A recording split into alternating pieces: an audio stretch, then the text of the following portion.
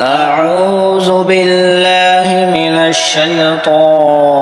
الرجيم. بسم الله الرحمن الرحيم. سأل سائل بعذاب واقع للكافرين ليس له دافع من الله ذي المعارج. تعرج الملائكة والروح إليه في يوم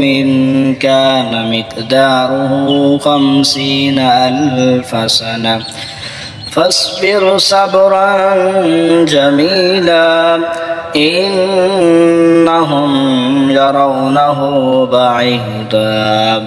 ونراه قريبا يوم تكون السماء كالمهل وتكون الجبال كالإهن ولا يسأل حميم حميما يبصرونهم يود المجرم لو يفتدي من عذاب يود المجرم لو يفتدي من عذاب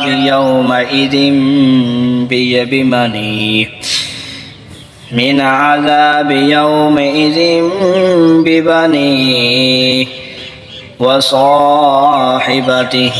وأخيه وفصيلته التي تؤويه ومن في الأرض جميعا ثم ينجيه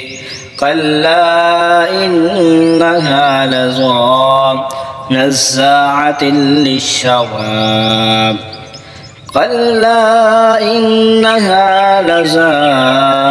نزاعة للشوى تدعو من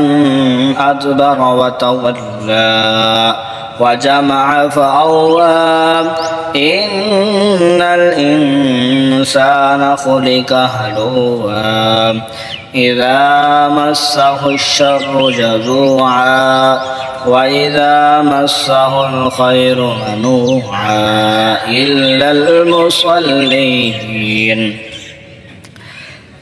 الذين هم على صلاتهم دائمون والذين في أموالهم حق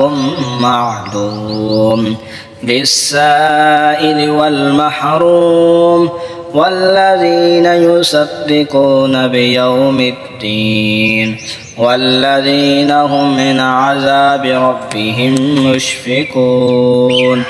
إن عذاب ربهم غير مأمون والذين هم لفروجهم حافظون إلا على أزواجهم أو ما ملكت أيمانهم فإنهم غير ملومين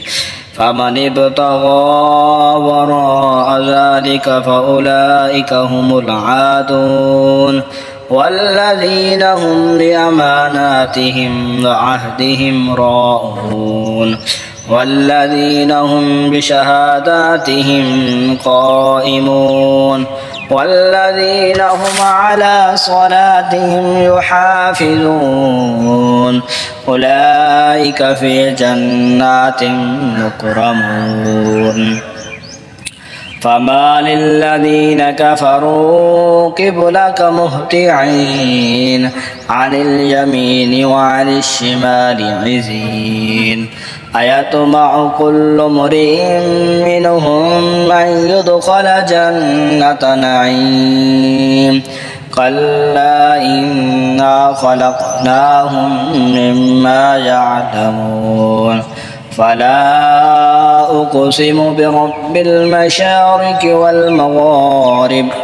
والمغارب إنا لقادرون على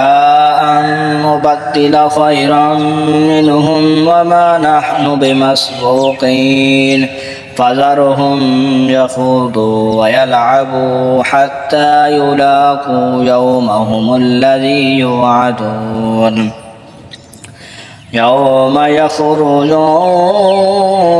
يخرجون من الأجداث سراعا كأنهم إلى نصب يوفضون خاشعة أبصارهم ترهقهم ذلة ذلك اليوم الذي كانوا يوعدون آمنت